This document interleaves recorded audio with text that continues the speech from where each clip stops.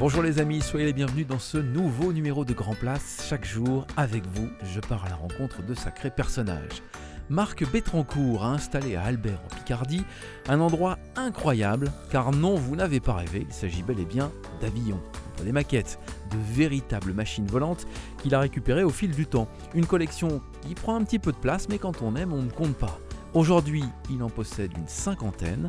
Il retrace à eux seuls la grande aventure aéronautique dans le domaine civil, mais aussi militaire. Je crois qu'il est temps d'aller rencontrer le bonhomme. Bonjour Marc. Bonjour, comment Ça va allez-vous? Ça va, ouais. Merci de nous recevoir chez vous. Alors c'est impressionnant quand on arrive chez vous, des avions partout. C'est quoi ça? Alors ça, c'est un Dassault de 1950. C'est un des premiers sous le nom de Marcel Dassault. Avant, il s'appelait Marcel Bloch.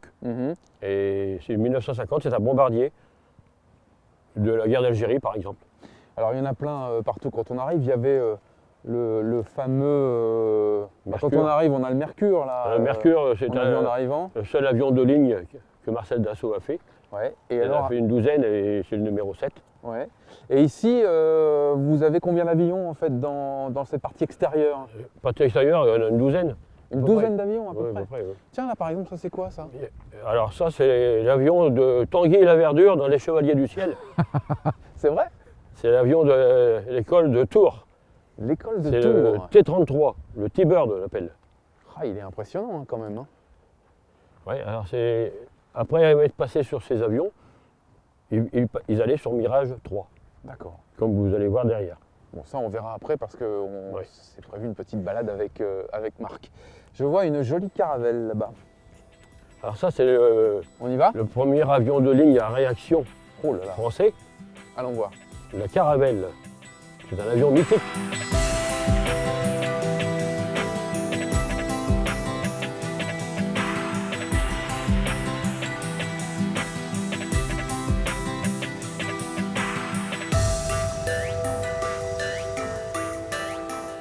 C'est rigolo, on a l'impression qu'elle vient de se poser en fait cette caravelle.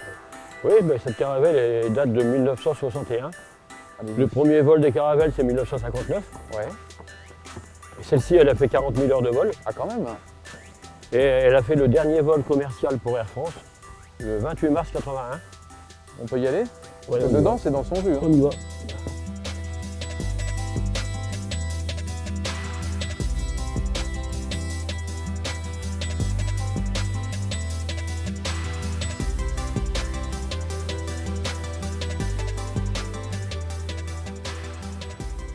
Oui, cet avion donc, a fait son dernier vol commercial pour Air France le 28 mars 1981, Ouais. À quelle destination? Amsterdam-Roissy, D'accord. On peut avec, s'asseoir? avec le commandant breton. On va s'asseoir pour tester le confort de la Des caravelle et des sièges. Voilà. Magnifique rose. Hein. Oui, un beau rose fuchsia. Ah oui, c'est D'origine. joli. Elle est vraiment restée dans son jus? Elle est tout la à fait dans son caravelle jus, complètement, tableau de bord compris. Et c'est un avion mythique? C'est un avion mythique, la Caravelle. C'est le premier. Moi, je dis toujours que c'est le premier Airbus. Parce qu'il était construit à l'endroit où on fabrique les Airbus maintenant, à Toulouse. Et c'était un avion confortable? C'est un avion très fiable déjà, confortable, oui. Puis il n'y avait pas beaucoup de turbulences. Ça dépend des moments. Et silencieux ou pas? Alors, silencieux devant, mais moins silencieux derrière avec les moteurs arrière. Ah voilà, c'est ça. Donc si on était à l'arrière, c'était moins... Silencieux parce que devant, Sacha Distel a enregistré un disque Ah bon, dans la caravelle? dans le devant de la Caravelle pour montrer le silence de la Oh, Caravelle. d'accord, mais comme les moteurs sont derrière, effectivement, Ouais, il c'était fallait un pas peu les bruyant derrière. à l'époque, effectivement. Bon, alors on est parti, on va où alors? Amsterdam, c'est ça? Bah, si vous voulez, on peut retourner à Amsterdam. Il suffit qu'il y ait un pilote dans l'avion. Pareil.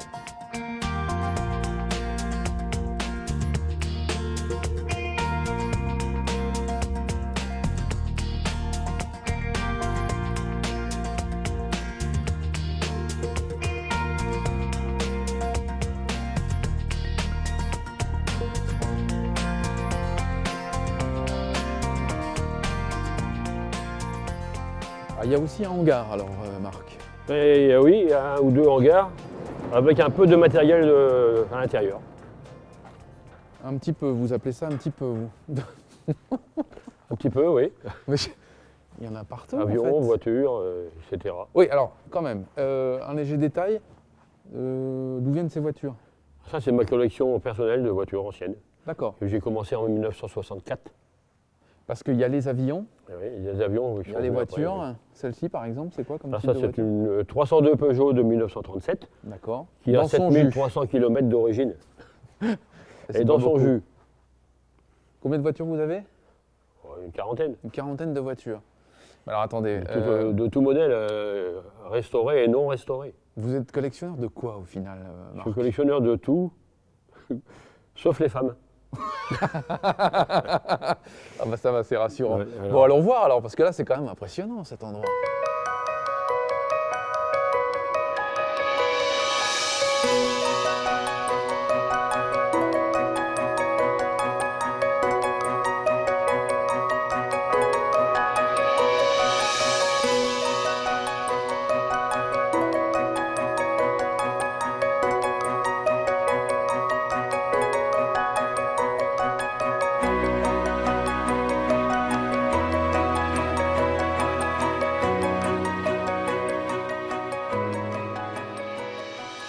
Combien d'avions? Une cinquantaine d'avions. Ah, une cinquantaine d'avions. Alors ils viennent d'où tous ces avions? Ah ben, il y en a une partie qui vient du musée de Nancy qui a fermé en 1999. Et le reste, il vient d'un peu partout, l'armée surtout. Les avions sont mis à disposition D'accord. Alors là, Par attention, attention pour à la éviter tête, de hein. les détruire. Hein. D'accord. Faites attention, c'est pas haut de plafond. Ah, il y a même un hélicoptère. Alors ici, c'était un hélicoptère Sikorsky qui a été remplacé par les Pumas pendant la guerre d'Algérie. Il a quel âge celui-là? Il est de 1954-55. 1954-55. Oui. Qu'est-ce qui fait que vous allez récupérer, vous, un avion ou un hélicoptère? Ah ben, c'est pour conserver un peu de patrimoine. Parce que Oui, mais pourquoi vous allez choisir celui-ci et pas un autre? Ah ben, j'ai pas choisi, j'ai pris ce que j'ai trouvé.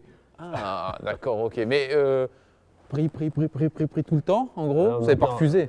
On n'a pas refusé, mais maintenant, on est obligé de refuser. Oui, parce qu'il n'y a plus de Parce place. qu'il n'y a plus de place ici. Ça continue encore ici. Ce Oh qui là me là. manque quand même, c'est un Mister 4. Il manque un Mister 4 Ah, on lance l'appel. Alors, si vous avez un Mister 4 à la maison, qui traîne. faites attention, c'est encore pas haut cette affaire-là. Et ça, c'est quoi Alors l'ouragan? ça, c'est le premier chasseur de Marcel Dassault, c'est l'Ouragan, Ah, il est donc, c'est incroyable. qui a été suivi du Mister 4, de Super Mister B2 que vous avez ici, qui vient de Cambrai d'ailleurs. En fait, tous ces avions ont une histoire. C'est ça aussi qui vous Alors, tous intéresse? ces avions ont une histoire, oui c'est sûr, mais on ne connaît pas l'histoire de tous les avions, mais on connaît leur origine, quand même.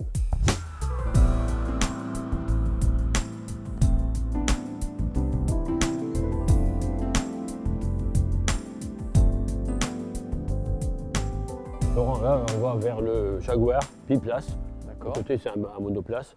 Et là, vous avez le planeur du film La Grande Vadrouille, qui est démonté pour l'instant, parce qu'il revient d'exposition de Colomber les deux églises. C'est le vrai de vrai? C'est le vrai qui a tourné dans le film La Grande Vadrouille. Avec Louis de Avec Funès. Louis de Funès, Bourville. On se souvient de cette tout le monde. image Oui. incroyable où ils sont là dans le planeur. Ah ouais, Donc c'est le ils planeur étaient et à les ailes. trois, ouais. Les ailes et le planeur, voilà, qui ne sont pas remontés pour l'instant. Et derrière nous? Et derrière nous, c'est le Mirage 4. Le Mirage 4 qui supportait la bombe atomique et qui a été transformé après en Mirage 4P photographique. Il est d'une longueur incroyable. C'est vrai, hein? Alors il est 2 fois la longueur d'un Mirage 3. Il a un ravitaillement en vol, un grand radar en dessous Faut pas être claustrophobe à l'intérieur. Hein. et le navigateur est enfermé dans la petite lucarne qui se trouve là. Non, il ne faut pas qu'il soit claustrophobe.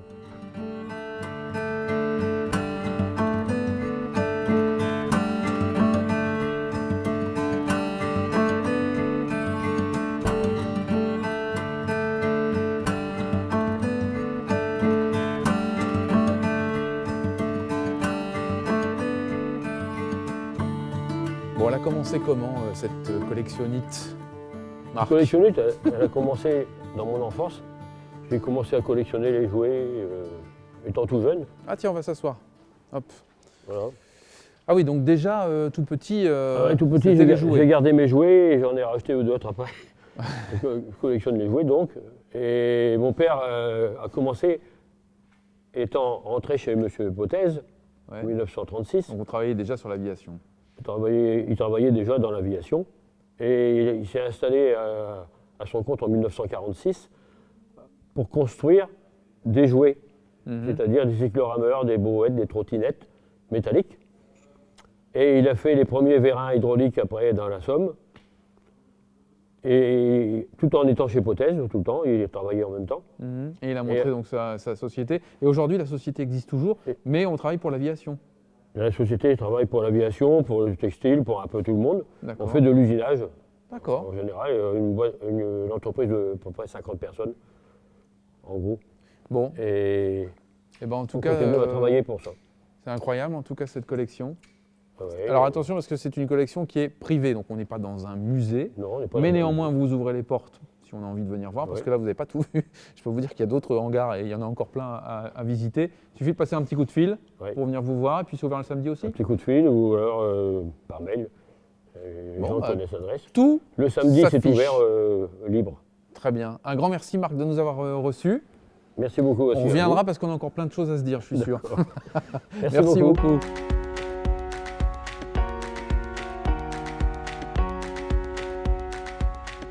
Eh oui, la collection de Marc est vraiment unique et si vous poussez les portes de ces hangars spécialement conçus pour protéger ces engins, vous passerez plusieurs heures tellement le spectacle vaut le détour.